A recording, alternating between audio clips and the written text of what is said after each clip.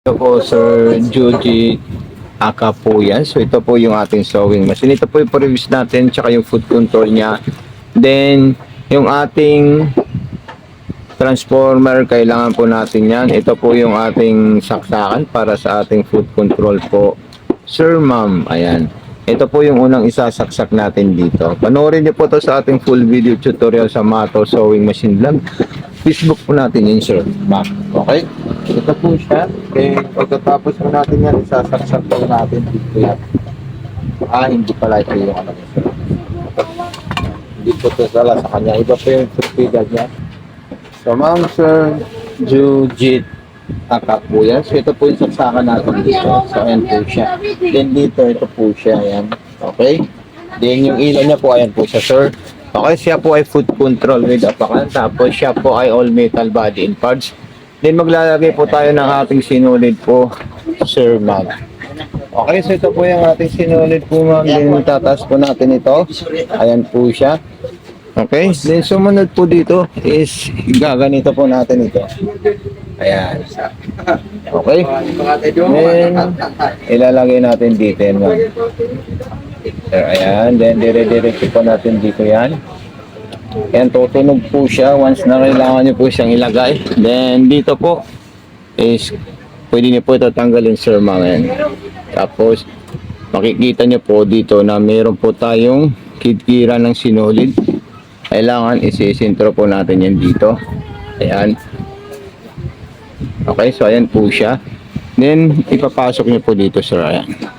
So bantayan nyo lang po, sir, yung ating sinulid kung paano po natin na nilalagay, sir, dahil kailangan po ito, ma'am. Alaman nyo. Ayan. Okay. So ayan po siya. Then nilalagay ko po ito. Ayan po. Ayan. Okay. Then sumunod po dyan, dire-diretso po siya dito. Ayan. Okay, so ito po siya. Ayan. Then dito, saka dito. Ayan. Then pagkatapos na po, ipapasok natin sa butas ng karayom. Then straight line po yan. Ibig sabihin, galing dito yung sinulid natin, papunta po sa likod. Ayan. Hindi po siya kadaling lagyan ng sinulid, Sir Judith at saka ma'am. Okay, so ayan, guguntingin po natin ito at ipapasok natin sa butas ng karayom. Ayan po siya. Ayan. Okay, so ayan po. And then, dire-diretso po yan. Ayan. Okay, pagkatapos po niyan is, sa ilalim naman po, pwede niyo po ito tanggalin, ma'am, para makita niyo po kung paano po natin ilalagay ito. Ayan po siya. Ayan. Then ito, gaganito lang po siya. Kung kayo po ay magpupundo ng sinulid, nandito lang po siya. Ayan. Then tutulak niyo lang po yan. Tapos apakan niyo po siya. Gagana na po siya, sir, ma'am. Ayan, okay. So, pagkatapos naman po ilalagay natin ng ganito po siya. Ayan. Then, ipapasok natin dito.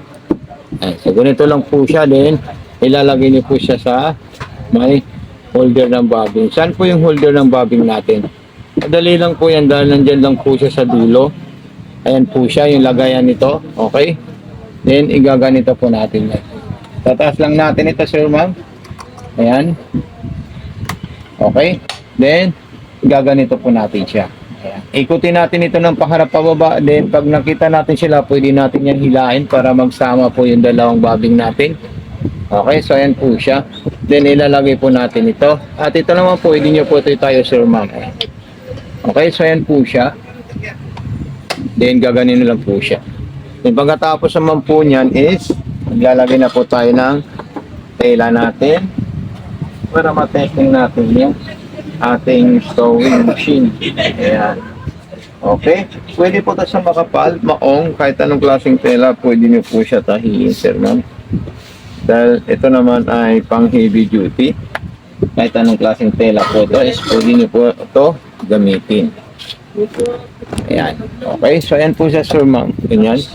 Dali lang po yan, sir, oh. Ma'am, ayan.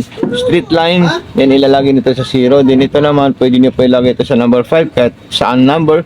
Kasi distance lang po ito. Then naman ito naman reverse, ayan. Ayan. Atras niya po yan.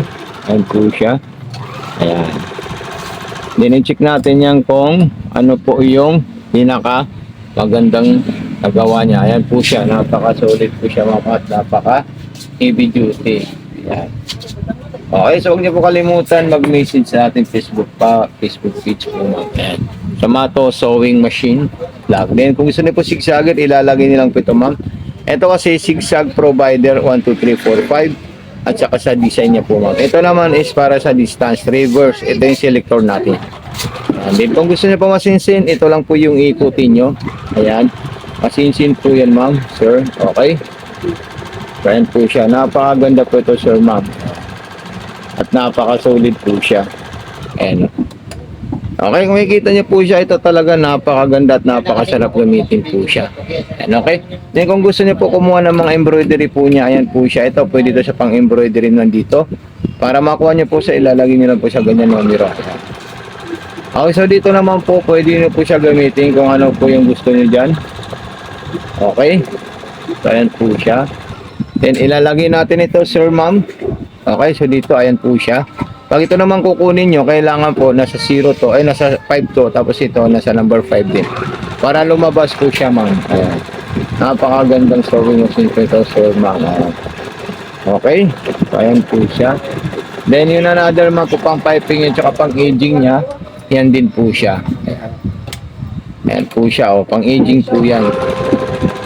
Ang solid po yan at napakagandang sewing machine po yan, ma'am. Ayan. Okay. In another naman po, ganyan naman po siya. Ayan. Huwag niyo po kakalimutan mag-subscribe sa ating YouTube channel po, Ma'am Inside Georgette. Aka po yan. So, ayan na po siya. Kung meron po kayong mga katanungan, mag-message lang po kayo sa ating FB page. At nakalagay na rin po dito, ma'am. Ayan po siya yung mga account natin sa Facebook, YouTube, at saka TikTok. So, maraming salamat po sa iyo. God bless and more power po.